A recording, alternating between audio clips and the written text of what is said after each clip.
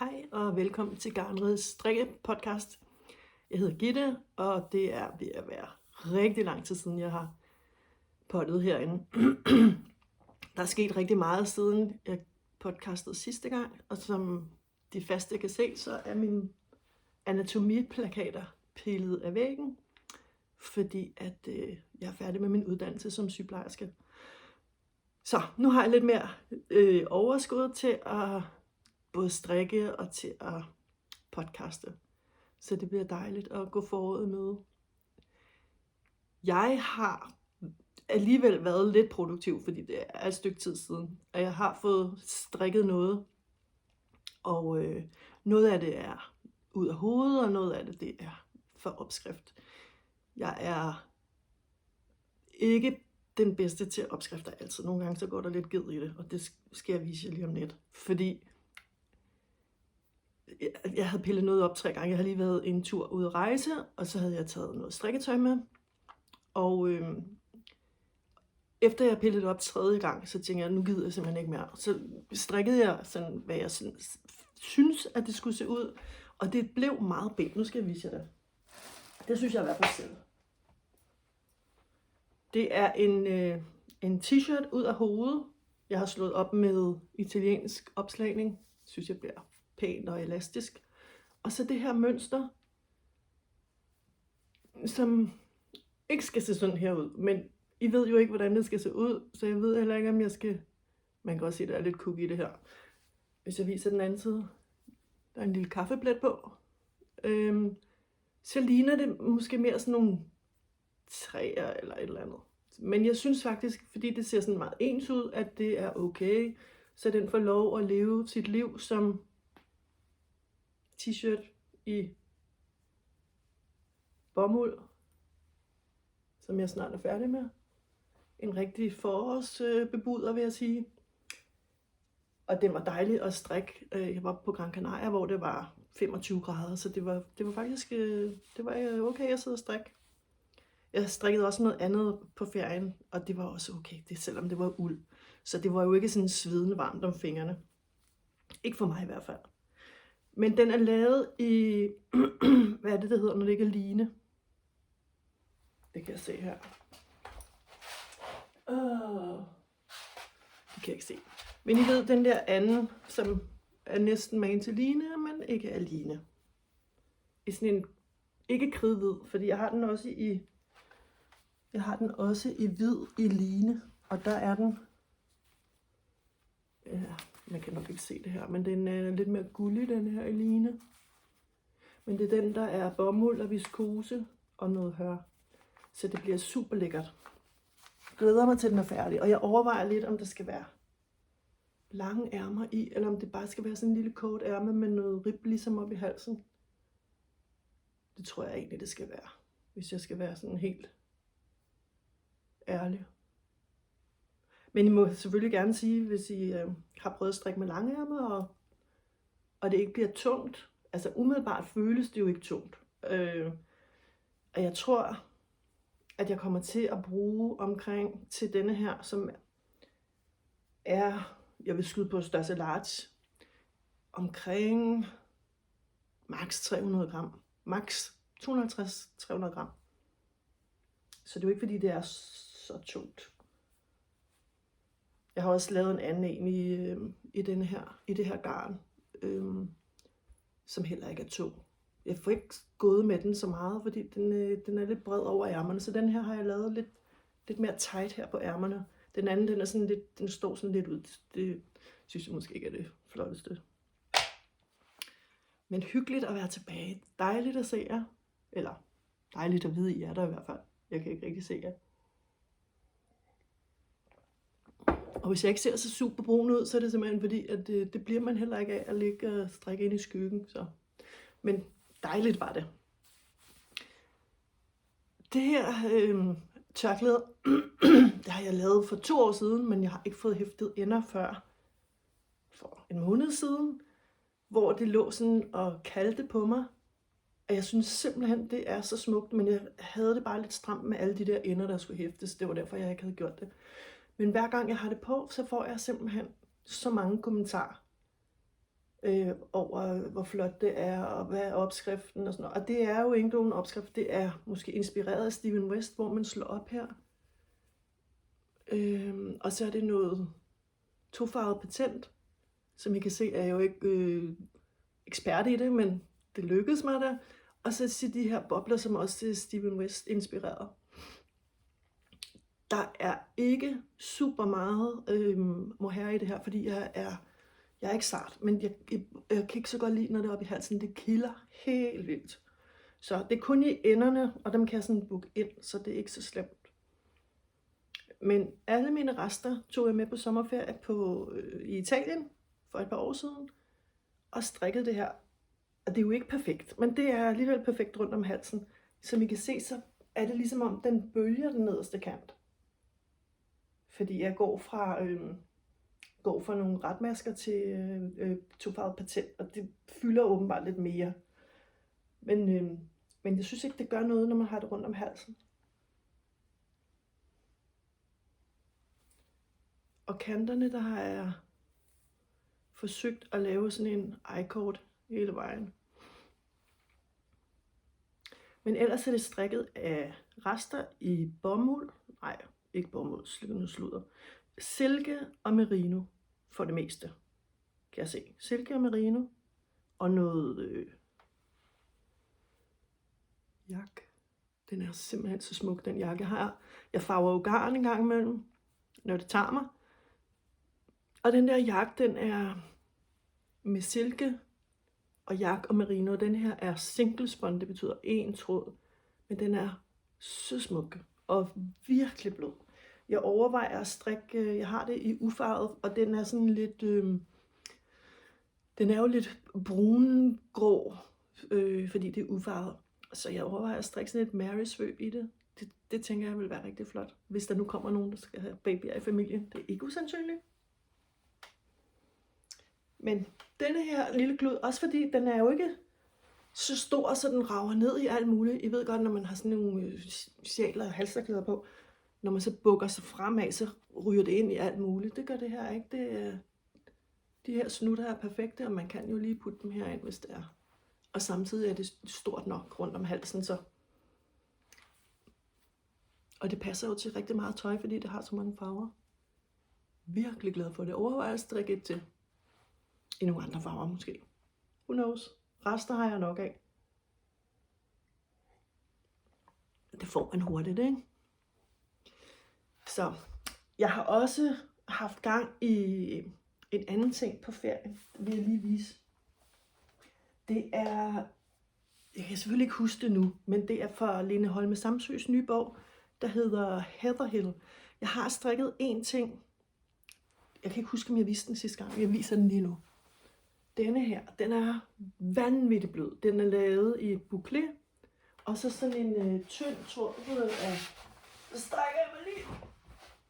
Selvfølgelig ikke den her farve, men sådan noget single merino. 800 meter løber den. Den er virkelig tynd, men også virkelig blød. Den har jeg sat sammen med en tråd meget tynd bouclé, som jeg selv har farvet.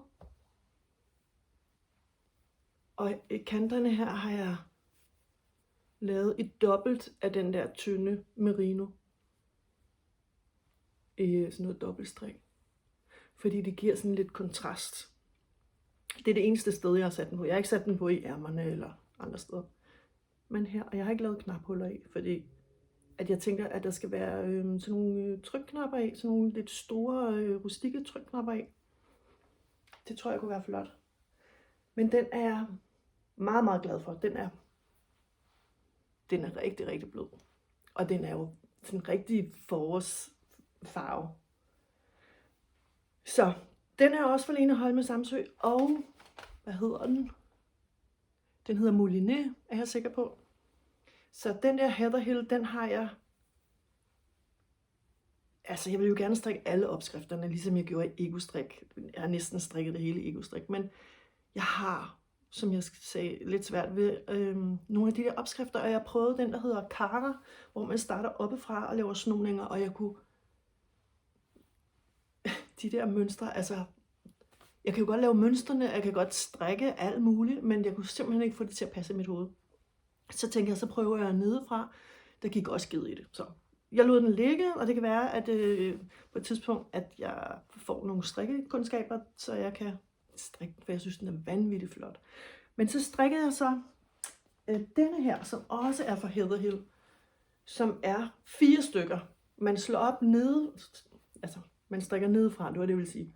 Nedefra, og her har jeg også brugt italiensk opslagning. Siden jeg fandt ud af, hvad italiensk opslagning var, så har jeg altså næsten ikke lavet andet. Italiensk aflukning har jeg lært efter mange forsøg, men opslagning, jeg synes, det virkelig giver noget til strikket. Men nedefra og op, og nu er den jo lavet i noget garn, som ikke rigtig matcher det, som Lene Holme Samsø bruger i sin opskrift. Men der har jeg så bare taget de masker, som jeg plejer at slå op i den tykkelse garn i livet. Altså, jeg ved jo, hvor mange masker jeg skal have i livet, for det passer mig. Og det har jeg så brugt som udgangspunkt. Og så brugt hendes mønster. Det er selvfølgelig ikke en til en, men kraftigt inspireret. Også de her brumbær, som ikke er spor svære at strikke. Man skal bare lige ind i det, så er det faktisk super nemt. Og denne her, den står også for egen regning, den her måde at lave hals på. Så jeg ved ikke, hvordan det er beskrevet, men sådan har jeg lavet det. Når jeg så har strikket det her, og jeg har også strikket det andet stykke, næsten, mangler lige en lille smule, så skal de sys sammen, og så laver jeg ribkant op i halsen. Så mangler jeg bare 2 ærmer. Det er lavet i pladegarn fra, hvad er det hedder? Jeg har noget nutiden, som også er sådan noget pladegarn, men det er ikke nutiden det her. Det kommer jeg i tanke om, ellers så skriver jeg det for nogen. Det går ikke lige så hurtigt i stykker som nutiden. Nutiden går i stykker, bare du kigger på det. Det er meget svært at strikke med, men det her, det er sådan lidt mere, det holder lidt bedre. Og så har jeg sat en tynd kit silk mohair til. De her 2 farver, som egentlig matcher hinanden udmærket. Det bliver denne her farve med lidt mere skrald på. Men når man så trækker i denne her, så knækker den her ikke, fordi man holder dem sådan nogenlunde sammen. Det er okay at strikke med. Ikke flyveren, der vil jeg ikke, fordi det er lidt svært at holde styr på, når det knækker. Og når man skal trække, jeg har det liggende nede på gulvet, når jeg trækker i det. Så jeg vil blive viklet ind i det i flyveren, det vil ikke være godt. Men på ferien, der nåede jeg de der 2 forstyk og bagstyk, næsten færdig. Og så kommer bare 2 ærmer, som jeg tænker skal matche med mønster efter Lene Holme Samsøs opskrift. Der er ikke noget vanskeligt i den her. Jeg tænker, at alle kan finde ud af. Og det er med det her pladegarn og kit, så vejer det her bare, det vejer ingenting. Jeg tror, at den sweaters her kommer til at veje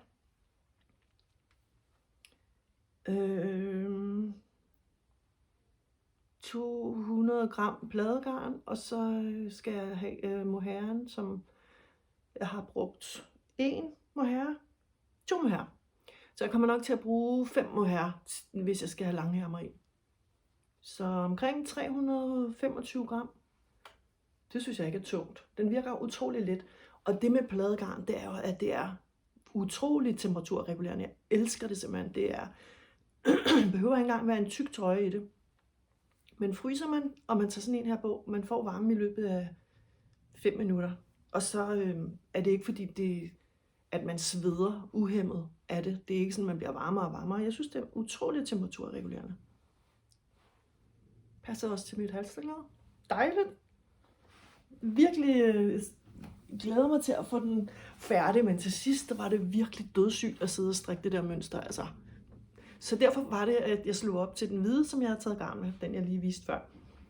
Fordi jeg er ikke god til at være monogam strikker. Det er, jeg er ked af at sige det, men jeg har talt mine projekter sammen, og jeg kom frem til, ja, nogle af dem bliver ikke til noget, fordi jeg har droppet det, fordi det ikke blev pænt alligevel. Så men omkring 55 projekter.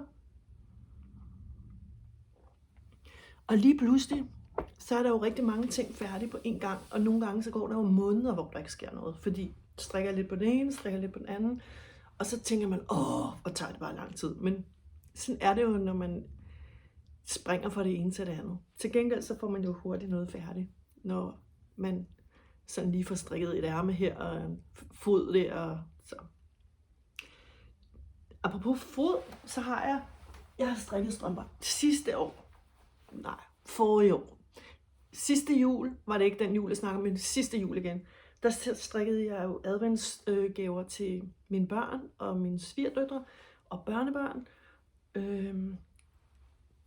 til adventsgaver. Så de fik sobiskaffer, de fik strømper og sådan nogle små ting. Og i år, på grund af mine eksamener og sådan noget, så kunne jeg godt over se, det kom ikke til at gå. Så de fik dem bare sådan i gave, som sådan en tillægsgave, og til jul fik de lidt ekstra sådan noget. Men jeg fik også strikket lidt til mig selv, blandt andet dem her. Nu mangler jeg lige at hæfte en lille snut her. Sådan en lys lilla, den knækker lidt over i den lyseblå, sådan himmelblå, meget, meget sart farve. Og det er noget håndfarvet garn, jeg selv har farvet. Jeg ved ikke, om jeg skal sige reklame, man kan købe det i hvert fald. Jeg har ikke mere i den her farve. Det kan være, at jeg får farvet noget mere. Men det er cashmere og merino og silke. Og lidt nylon. Jeg tror, der er 10% eller 15% nylon i, så de er måske ikke lige så slidstærke som hvis der havde været højere andel af nylon. Mønstret er bare noget, jeg sådan fandt på. Og jeg synes, det er blevet sådan super feminin. Nu har jeg en lidt stor fod, så det tager lidt lang tid at strikke. Og mine børn har store fødder, så det tager også lang tid at strikke. Ja, de bruger alle sammen over størrelse 47.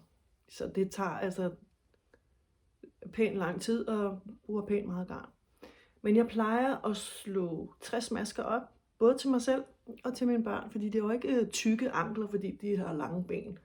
Så det passer egentlig fint. Her har jeg brugt drejet rib, det bruger jeg ikke til drengene. Men 60 masker slår op, og det jeg gør, det er, når jeg laver denne her hæle flap, så får jeg jo flere masker, fordi jeg samler jo op. Så, der er en lille plet på. Så får jeg flere masker over vristen, og det betyder, at de høje vrister også kan være i den. Det vil sige, at jeg har 60 masker heroppe, så har jeg måske 75-76 masker rundt om vristen. Og dem tager jeg ind hernede, altså hernede og ud. Sådan så, at det her stykke egentlig er med 75 masker, fordi de har en lidt høj vrist og en bred fod der. Det virker godt. Det kan man ikke lige se på den her, fordi der har jeg nok ikke gjort det så meget, og mønstret trækker også lidt i det. Så jeg skulle nok have været på sådan en blokker der, så kan I bedre se det. Det her mønster, jeg kan ikke huske, om det er den for Lene Holme Samsø. Det tror jeg næsten, det er. For den der ego-strik. Eller også er det bare noget, jeg selv har mixet sammen. Jeg kan ikke huske det. Det er merino strømpegarn i lilla, og så sådan en kødpølsefarve, eller hvad man skal sige, blandet med en guldtråd fra Netto. Og så er der også nylon i det her garn. Og mønstret gør, at det trækker sig sammen, så de ikke bliver slasket. Perfekte. Jeg synes, det er meget pænt. Så jeg har ikke foræret alle mine sokker væk. Jeg tænker, jeg bliver også nødt til at beholde nogle selv, ikke? Ellers så bliver det sådan lidt koldt om fødderne. Og alle de sokker, jeg havde, det var sådan nogle, der var meget slidte og lidt forvasket og lidt grimme. Så jeg trængte også selv. Jeg kender godt det, man strikker til alle andre, så ens egne, det ligner sådan noget, ja, man ikke vil vise frem. Ja. Men det er ikke kun blevet ved de der halvfærdige projekter. Jeg har også fået noget færdigt. Og den der lyse lilla farve er jeg svært begejstret for. Så jeg har strikket en af Camilla Vads. Chunky Dahlia Cardigan, tror jeg nok, den hedder. Hvor man laver mønstret for neden. Jeg har også lavet en gang, hvor man lavede mønstret for oven, sådan en sweaters. Men denne her er med mønstret for neden. Jeg synes, den er så feminin. Jeg har strikket rundt og har klippet op. Og så har jeg sat de her diamantknapper af. De er ikke spor tunge. Så garnet er lidt tungt, fordi det er alpaca-garn. Alpaca og merino. Og så har jeg sat en silkmo her til. Så den føles sådan lidt drapey, men ikke noget, der trækker den lang eller noget. Ærmerne har jeg lavet bredere end opskriften siger, fordi at jeg synes, det var pænere med sådan nogle lidt åbne ærmegab. Det kunne jeg egentlig godt lide. Så det blev det. Og det var jo bare at lave en ekstra rapport. Tror jeg nok, at det er det, jeg har gjort hernede, som er strikket i drejet ret.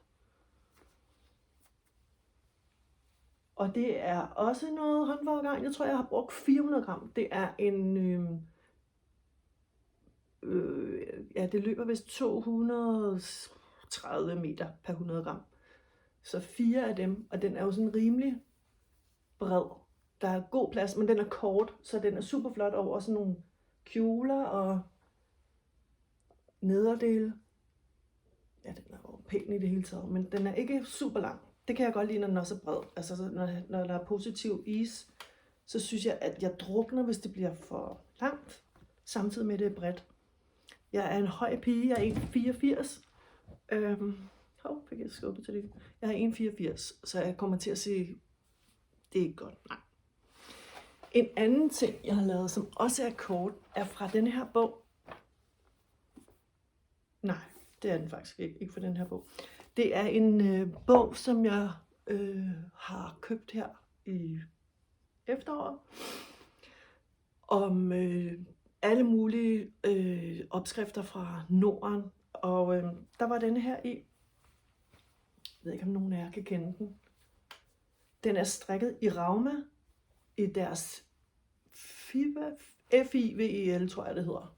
Det er sådan lidt tykt garn, men stadigvæk er det jo meget luftigt, fordi det er lammeuld. Det er lidt ligesom Rauma finuld, bare i en tykkere udgave.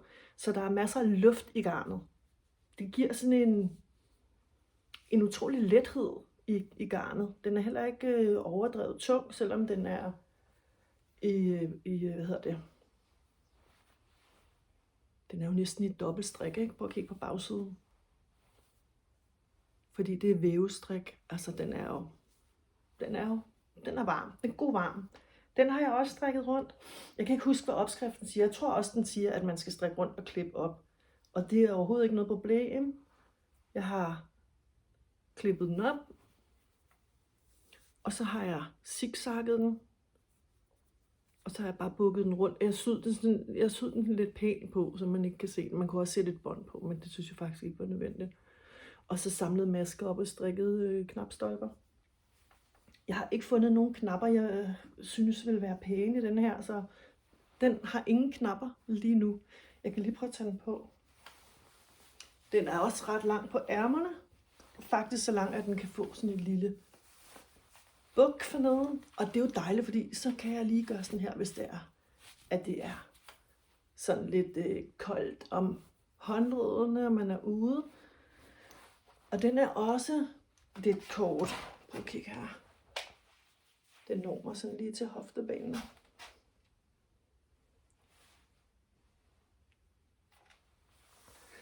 Da jeg så opskriften i bogen, så troede jeg faktisk, at ærmerne var mønsterstrik. Jeg troede, at det var mønsterstrik, fordi det kunne man ikke rigtig se, indtil jeg kom i gang og læste opskriften. Så det består faktisk af en stribe med en farve, en stribe med en anden farve. Den ene er ret, og den anden er vrang. Så altså det er, og så er den samlet hernede med sådan en, eller den er ikke samlet, den er strikket sådan. Det er det nemmeste, man kan lave.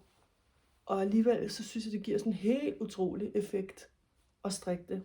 Selvfølgelig er det dødssygt at strikke alle de der vrangmasker, og jeg prøvede alle mulige krumspring på at undgå det, men jeg har ikke fundet de vise sten, hvordan man kan undgå det. Den er også utrolig varm, fordi det er jo 100% lammeuld. Jeg købte i Amrit Strik, som ligger inde i Valby, og der var selvfølgelig hurtig levering, og så manglede jeg et nøgle, tror jeg. Og jeg tænkte, jeg gider ikke betale porto. Men hernede, hvor jeg bor i Karlslunde, der ligger der en lille strikkebutik, der hedder CILU, og den ligger i, Revholmscenteret i Karlslunde.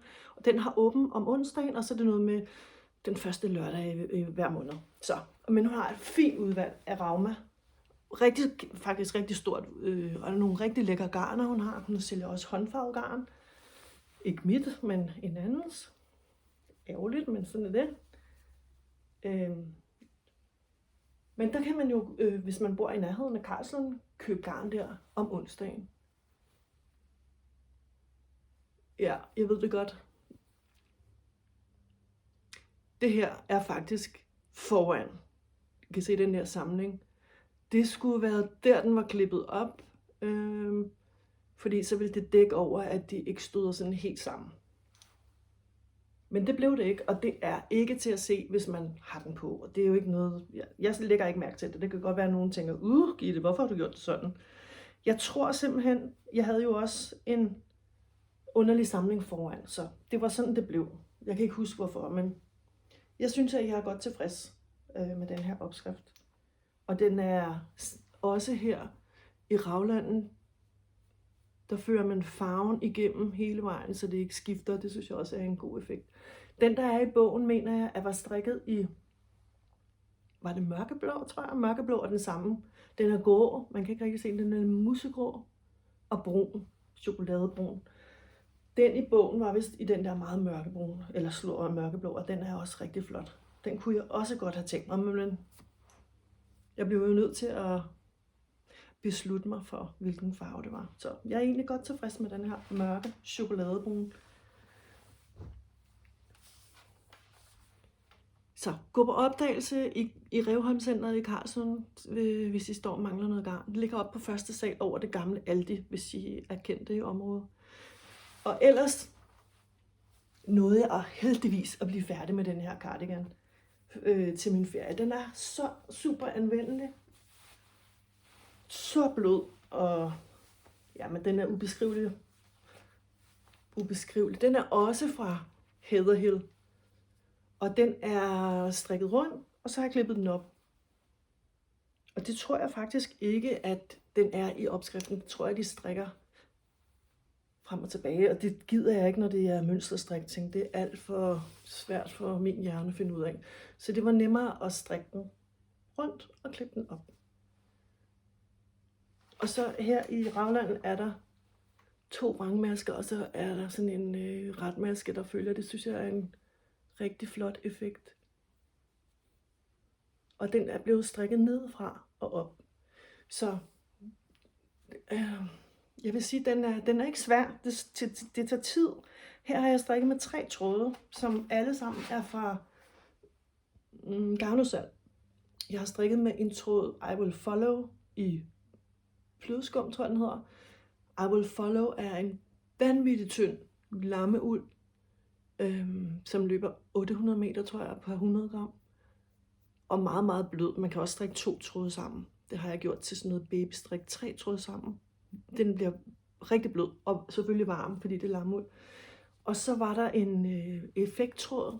Man kan se, den er sådan lidt kobberfarvet.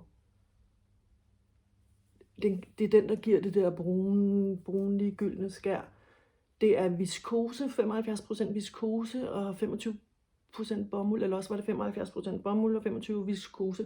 Det er sådan noget, de havde på tilbud for 5-6 år siden, og jeg har ikke rigtig sådan vidst, fordi det er også meget tyndt, og man kan ikke strikke en bluse af det. Men til det her, der giver det en perfekt effekt. Og så en tråd kitmohair, så 3 tråde. Om det passer med strikkefastheden, det tvivler jeg lidt på, fordi at igen har jeg jo bare slået op sådan cirka, så det passede rundt om min krop. Og jeg ved jo, hvor mange jeg skal have, når det er noget garn, der løber med den løbelængde. Og jeg vil skyde på, at det løber 400 meter, de 3 tråde til sammen.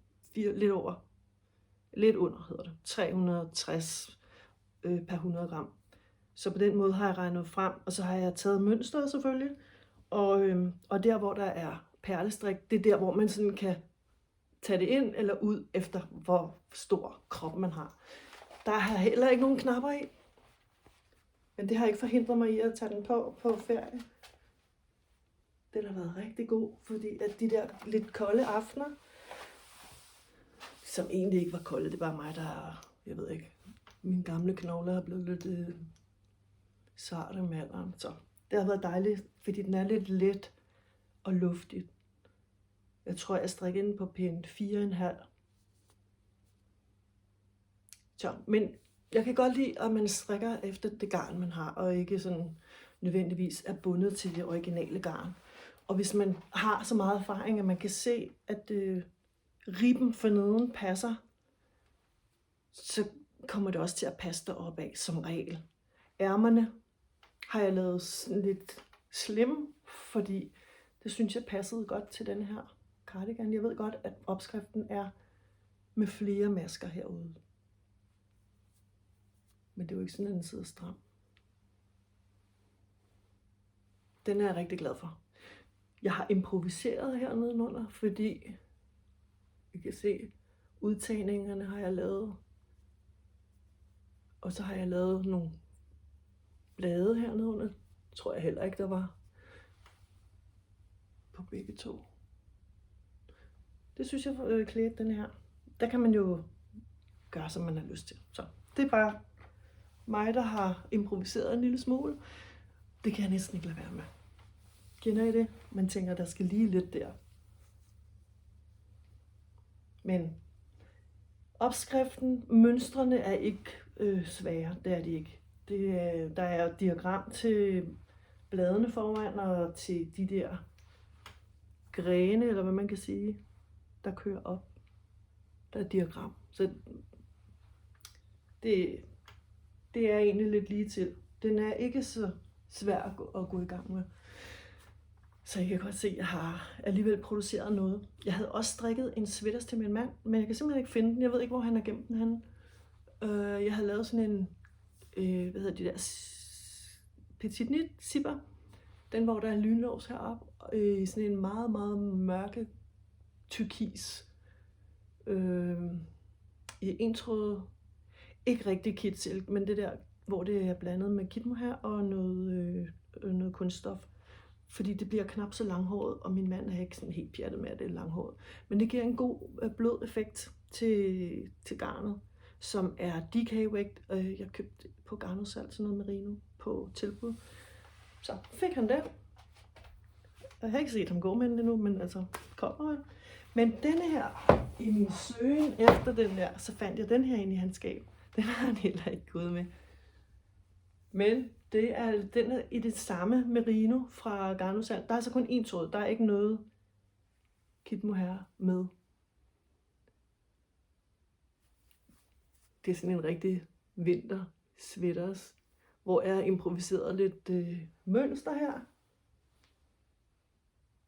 Ja, jeg synes, den er meget sjov. Og det er meget rart at lige have sådan en. Den er ikke tyk jo. Den er, ja, som sagt, DK-vægt. Så. Og den er strikket efter petit knit, den der hedder Northland. Og det er en virkelig god opskrift. Prøv at kigge på ærmerne. Der er sådan nogle sadelskulder her, og så går det ned. Man tager ud. Den sidder rigtig godt. Jeg har også lavet en til den store dreng, og den sidder sådan lidt slim på ham. Og den er han sådan rimelig godt tilfreds med. Jeg synes, den er en god model, petit knit til mænd. Og det er der selvfølgelig nok nogle andre modeller, der også er for petit knit, men den her ved jeg bare sidder godt på mine drenge, som måske er lidt bredskuldrede og har nogle muskler indenunder, som der også skal være plads til. Så det er en god model. Så det er gået lidt ud over min mand. Jeg har fået strikket lidt til ham, selvom jeg er bedst til at strikke til mig selv, sådan noget ego-strik. Jeg har strikket denne her til mig selv. Den er fra, skal jeg lige have den her af, Ekyo-knit, tror jeg det hedder, A-E-Y-G-O eller sådan noget i den stil. Ekyo-knit. Og den kan man jo sætte og style, som man har lyst til. Den falder lidt sammen. Det kommer an på, hvilket garn. Så de anbefaler faktisk, at man ikke vasker den, fordi den bevarer den der stivhed. Jeg har vasket den her, fordi jeg vil ikke have sådan et rør her, hvor jeg gik rundt med sådan et rør. Så den falder sådan lidt, som den har lyst til, sådan lidt nonchalant. Og den luner brystkassen, og den går ned lige så langt ned bagpå. Man kan vælge at bukke den om, eller bukke den ind, og man kan vælge at lave den længere, end opskriften siger. Den er lavet i Fisherman's Rib, tror jeg, at de kalder det. Og det er ikke fordi det er svært. Det der er svært, det er faktisk bare, når man skal begynde fra at strikke rundt. Man starter nemlig heroppe fra. Og når man så deler det, at man får strikket det på samme måde. Men det er en meget fin opskrift, synes jeg, som tager ud til, tænker ud til skulderen, tager ud hertil og her. Den er strikket i, også fra Garnusal, sådan en tråd, meget, meget blød, ubeskriveligt et eller andet, som er DK weight. Mellemting mellem DK og fingering. Og så en tråd kamel, babykamel og silke. Jeg har ikke puttet, som jeg har sagt tidligere, så kan jeg ikke lide, når der er noget, der kilder op i halsen, så ingen må have her. Men den tynde tråd, man kan se, der er sådan en, der skinner. Det er en tråd, der løber 800 meter per 100 gram, som jeg har. Og den er den her farve, den er en meget, meget smuk gylden. 50% babykamel og 50% mulberry-silk. Eller mulberry-silk. Blandet sammen. Så den er, jeg vil ikke sige, den er jo ikke sådan sindssygt varm, hvis det er snestorm eller et eller andet. Men den er, jeg synes, den er meget pæn. Og hvis man så har den inde under en jakke eller et eller andet, så kan det godt ligne, at man har sådan en stor sweaterspor. Jeg strikkede en til min mand i grå, i denne her, fra Garnusal, der hedder Reborn, Black Hill Reborn. Og den er jo, jeg synes, den er blød. Min mand han siger, at den er lidt kras. Altså, det er ikke fordi, den krasser, men han siger, at den er lidt kras. Så en tråd af, kun en tråd har jeg strikket den i. Og så har jeg lavet den fuldstændig man til denne her, men bare i den der musegrå. Og han har da haft den på ind under sin jakke, og det ser super godt ud. Han bukker den sådan lidt, om. Nu er jeg ved at tæve det hele her. Han bukker den om, så den ligner sådan en rullekrav. Og egentlig vil han gerne have den lidt smallere, og det kan jeg godt sætte mig ind i, så det bliver sådan en halv til disse, der er mere, så den sidder tæt. Så det tænker jeg, at det er næste projekt, at lave den, så den bliver lidt strammere heroppe i halsen, så den virkelig holder til.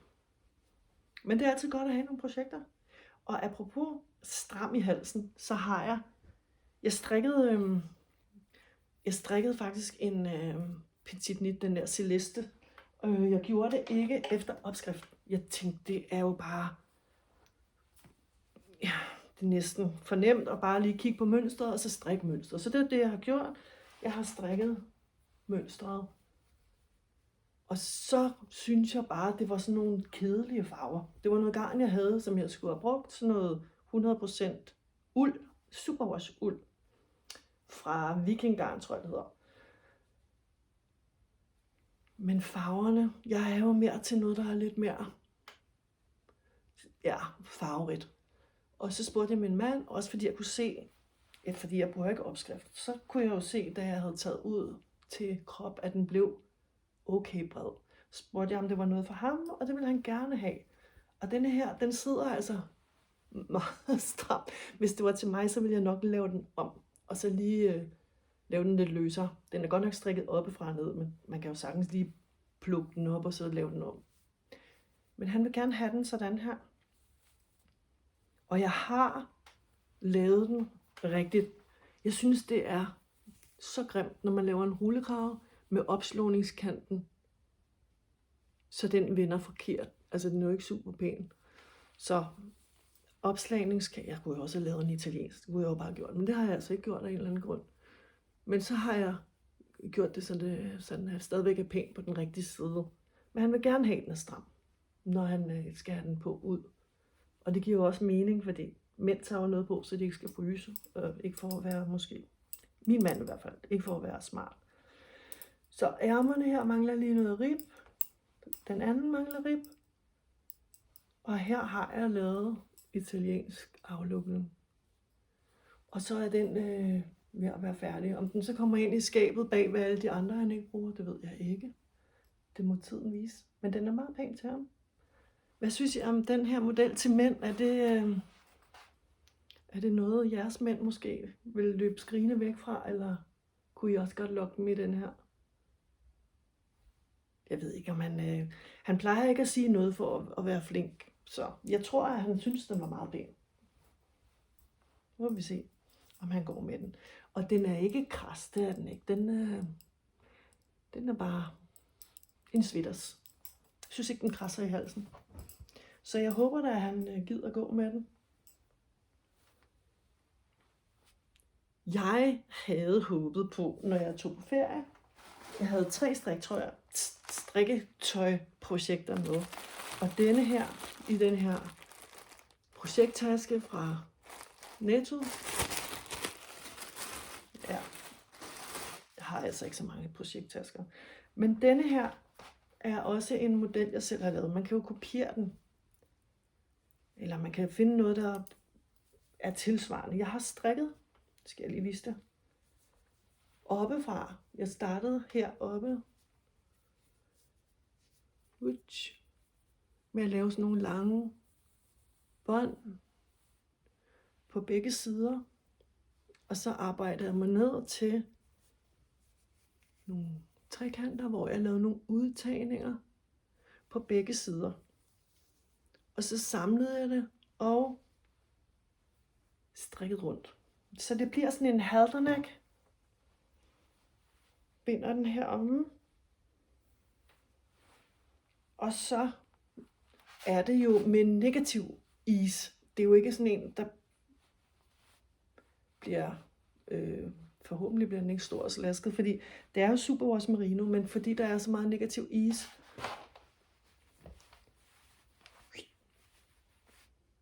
her det ligner det, der er sådan en forskel i garn. Det kan også godt være, at jeg har skiftet garn her. Men min lange krop vil gerne have, også når man tager noget af bredden her, ved at skrue sig ned i den, så ryger den jo op. Så jeg vil gerne sikre mig, at den ikke ryger op. Jeg vil gerne have den lidt længere,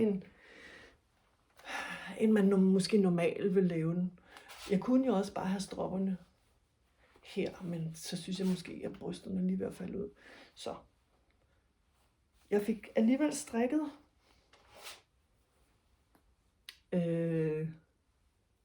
sådan et stykke her på 5 timer. Fordi det er på pinde 3, og det er noget garn, der løber 500 meter per 100 gram. Og det er altså med sådan et fake snoningsmønster, hvor man lige strikker den bagerste, før man strikker den første.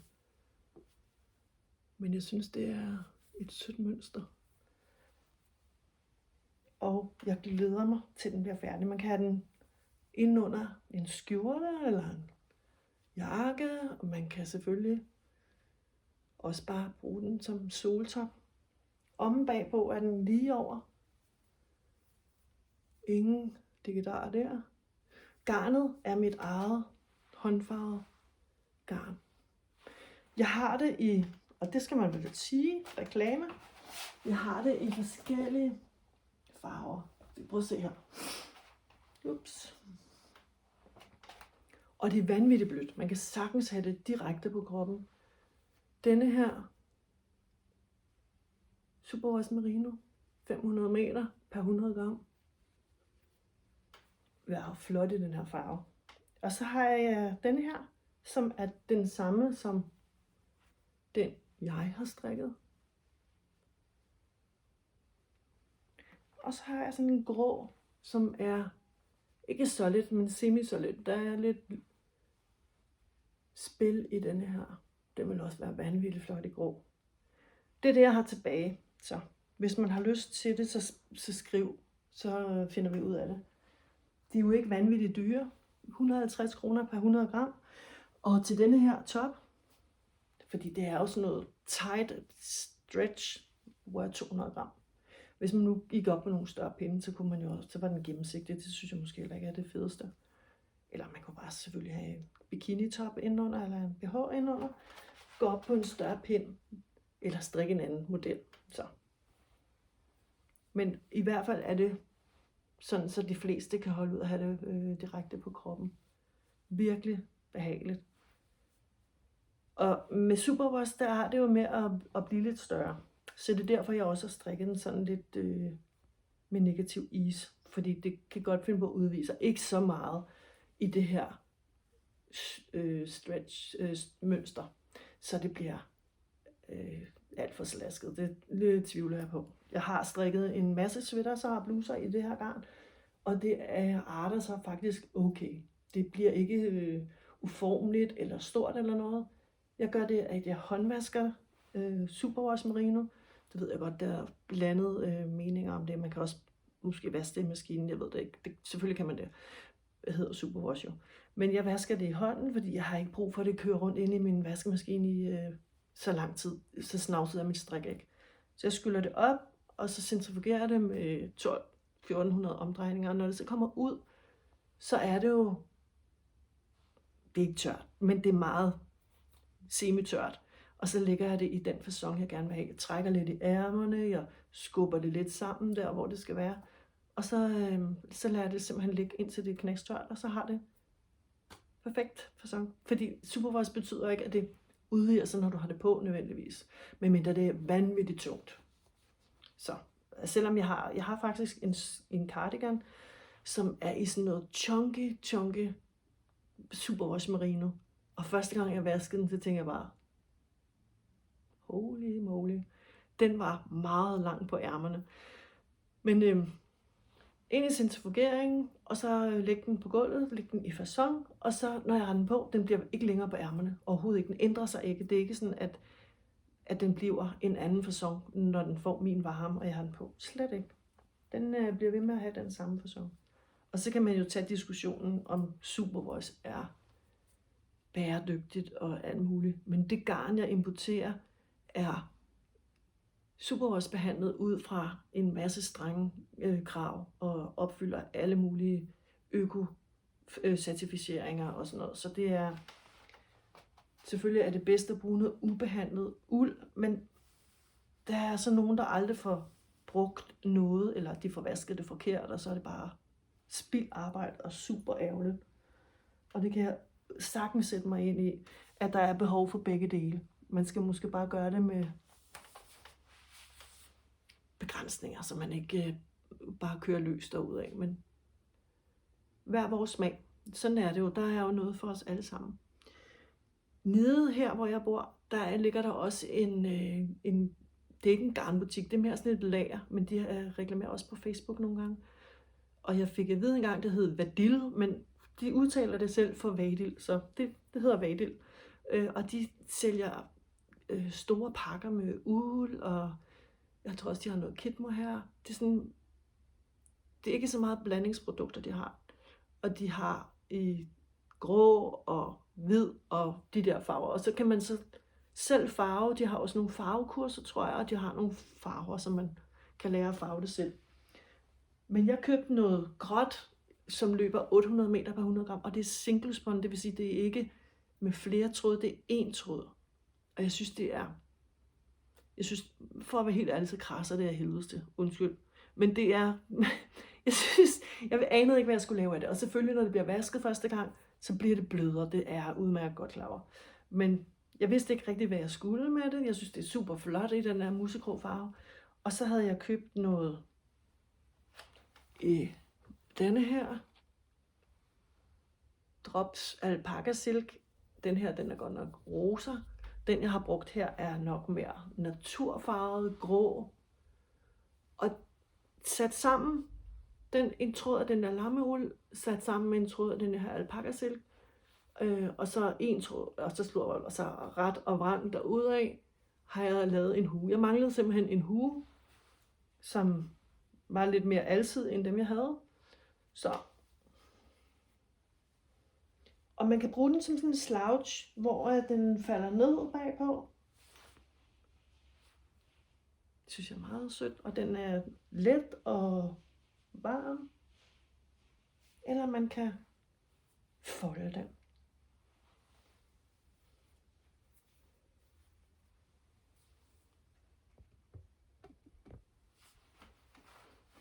Og hokus pokus, så fik jeg lige skiftet til denne her. Det tror jeg faktisk ikke, jeg har vist. Jeg har vist den på Instagram, men jeg har ikke vist den herinde. Det er en tyvstjålet kopi af spotsweater fra Anne Wenzel. Jeg har ikke købt opskriften, jeg har bare strikket de der mønster. Den er kort. Den er lidt bred. Og så har jeg ikke fået hævet nok i ærmerne, da jeg vaskede den. Så den er lidt kort, men når jeg nu vasker den næste gang, så trækker jeg lige lidt mere i den. Ærmerne er brede, og som I kan se, ikke helt identiske, men inspireret af de samme farver. Og det er med vilje, at det ikke er helt identisk, men bare sådan for at få brugt alle mine rester. Den er lavet af lammeuld, højlandsuld fra Garnusa, sat sammen med en tråd kit silk mohair. Og det er hele vejen, jeg har brugt de der 2 tråde. Herude har den drejet rib. Har den, ikke? Jo, den har. Og her har jeg sat lynlås i, strikket de her stolper, og så har jeg sat en lynlås i. Den er strikket rundt, og så har jeg klippet den op.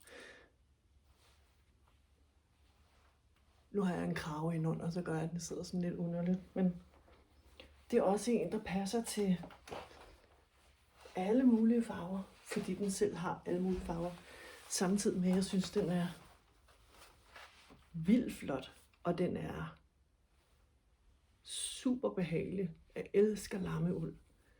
Måske kunne den godt have været røget op på en lidt større pind, fordi når den bliver vasket, så kan den godt blive sådan lidt, det ved jeg ikke, de lægger sig sådan lidt pænere, maskerne, når de er blevet vasket. Ikke fordi den er jo ikke filtet eller noget, men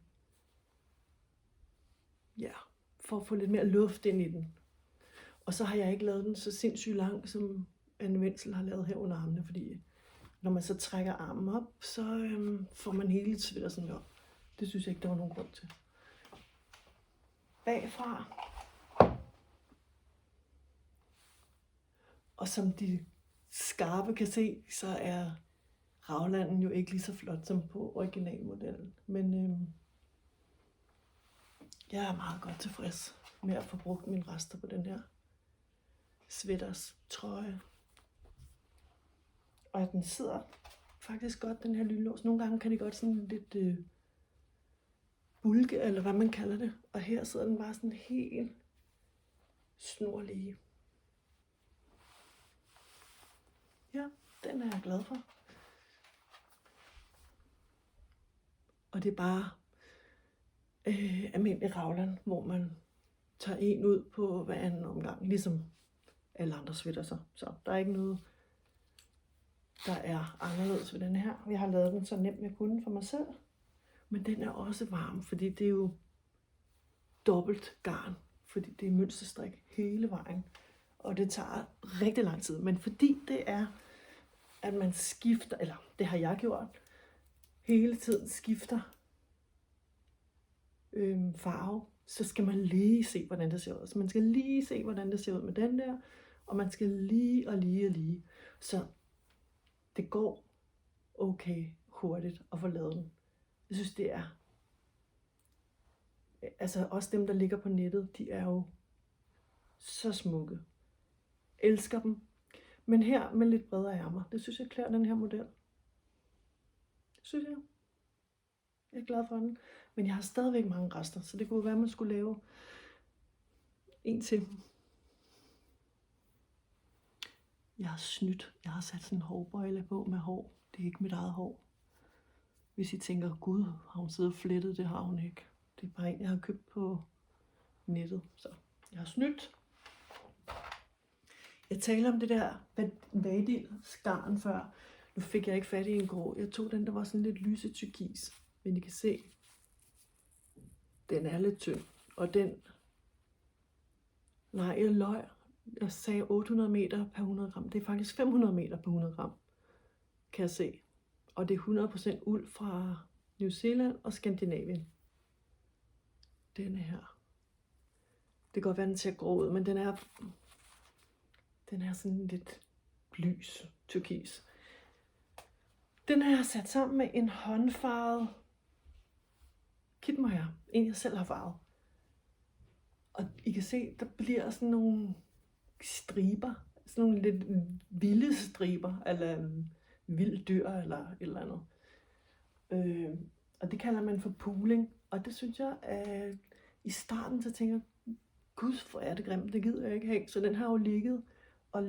Og så har jeg hævet den frem igen og tænkt, nå, så trævler jeg den op, fordi det kan jeg ikke leve med. Men jeg synes egentlig, at det er okay. Så den får et par ærmer, når jeg lige får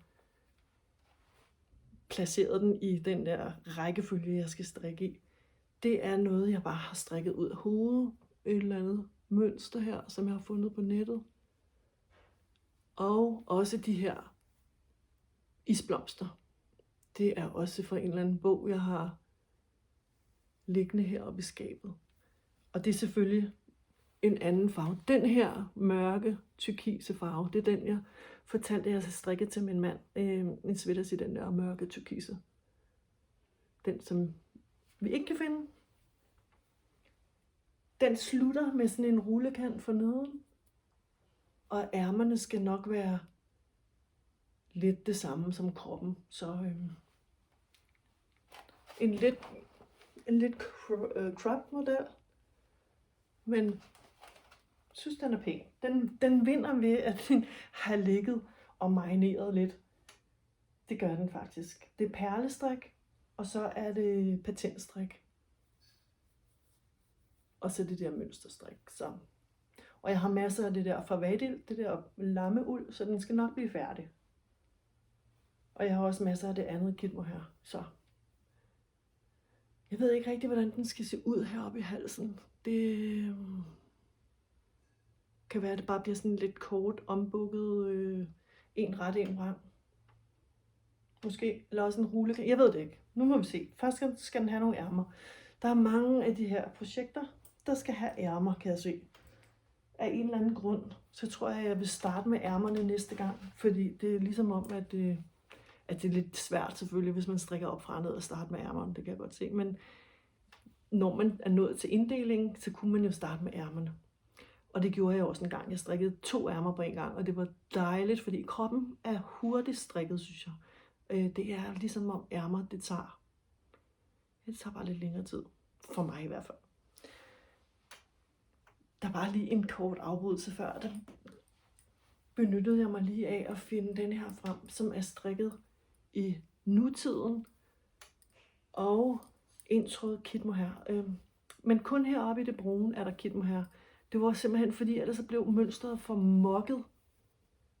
Og heroppe er det blev sådan blødt og smidigt og behageligt. Så heroppe er det nutiden, og I kan se, det er sådan en brun, der skifter. Det var sådan noget, man kunne købe på et tidspunkt. Det er sådan nogle lange farveskifter, er det jo ikke, fordi det er stadigvæk inden for samme tone. Men det skifter fra mørk til lyst, og det synes jeg ville være pænt. Det kunne jeg godt tænke mig at prøve at se, hvordan det ville se ud her.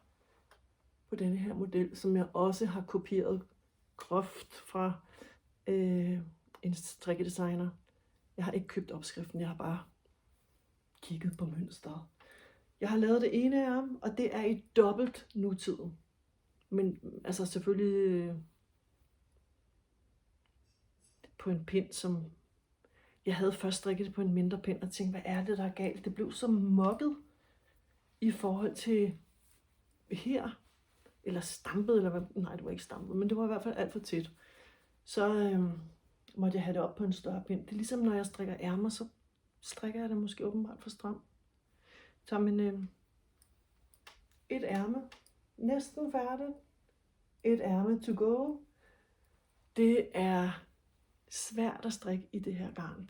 Det knækker over, for et godt ord. Sådan, det er meget, at du kan ikke tage det med i bussen eller i bilen, eller hvor du skal hen, fordi det skal helst stå sådan fast på gulvet eller et andet sted, for at undgå, at det knækker. Man kan selvfølgelig lige splice det sammen og nuller det lidt, det er ikke noget problem. Den havde jeg forestillet mig, at jeg skulle bruge. Jeg har en hest, jeg havde forestillet mig, at jeg skulle bruge den op på gården, fordi den, jeg har i nutiden garn, der er så mange huller i, fordi jeg har hængt fast, og den er vasket så mange gange. Så denne her er dejlig at have på, når man er oppe på gården, og lige skal have varmen. Så jeg har set nogle udgaver af den her, der er pænere, men jeg synes faktisk, den er okay. Jeg vidste ikke, hvad jeg skulle bruge det der nutiden garn til, så det blev til sådan en her. Fuldstændig kopieret og tyvstjålet. Så, men selvfølgelig, at jeg aner jo ikke, hvor mange masker hun har rundt eller noget. Det er jo igen, hvordan jeg kender det garn, og hvor mange masker jeg skal have og slå op, og hvor bred jeg ønsker, den skal være og sådan noget. Og jeg kunne da godt have tænkt mig, at ærmerne måske ikke var så super brede næste gang, men det er så stramt er det heller ikke, men kan se, der er lidt stof her. Jeg tror, jeg er mere til ærmer, der er sådan lidt mere tight. Og det synes jeg er svært at få, når man strikker op fra og ned. Af en eller anden grund, så er det nemmere at få stramme ærmer, når man strikker nedefra og op. Ligesom på den der cardigan, jeg viste fra Lene Holme Samsø, den basefarve. Så det er lidt nemmere at lave dem sådan lidt slim. Men øvelse gør mester, og på et eller andet tidspunkt, så lærer jeg vel at lade være med at lave de der brede ærmer. Ligesom ballonærmer. Så brede er det heller ikke, men tæt på. Så jeg har nogle projekter i gang stadigvæk, og jeg har også lavet et lille system for at sikre mig, at jeg kommer rundt om dem. Så jeg har lavet sådan nogle små sedler, skrevet hvilket projekt jeg har, foldet dem sammen og puttet i en lille taske. Og så når jeg har strikket et projekt færdigt, så trækker jeg lige, og så kan jeg se, hvad jeg skal strikke næste gang. For det er jo fuldstændig ligegyldigt, om jeg strikker på det ene eller det andet. Det er bare sådan, jeg kan ikke rigtig beslutte mig selv, så på den måde, så får jeg ligesom afgjort det. Og sidste gang jeg trak, der trak jeg sådan en stribet bluse, jeg havde gang i, og jeg kan den halter lidt, den ligger stadigvæk og marinerer lidt. Jeg ved ikke rigtig, om den bliver færdig eller hvad. Det er også sådan en i det der linegarn, og hvordan den ender med at blive, det er selvfølgelig den stribet en i sort-hvid, og det er i ret og vrang. Men ærmerne er sådan lidt specielle, fordi selve modellen, nu har jeg den ikke med, men selve modellen er sådan meget skrå ved skuldrene, og den måde ærmerne skal sidde på, skal passe til det der skrå, så jeg kan mangle 2 ærmer.